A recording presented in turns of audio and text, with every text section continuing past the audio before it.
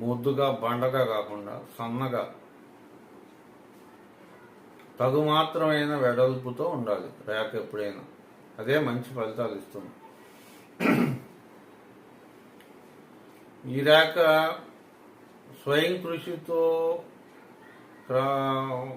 Career మొదలుపెట్టి క్రమక్రమంగా అభివృద్ధి చెందినటువంటి మెగాస్టార్ గారి చేతిలో ఈ రేక ఉంది. ఇది చాలాసార్లు నేను గమనించడం కూడా జరిగింది. ఆయన చేతిలో ఈ రేక చాలాసార్లు నేను ఫోటోల్లో, వీడియోల్లో నేను చాలాసార్లు చూశాను. ఆయన చేతిలో ఉంది ఈ రేక.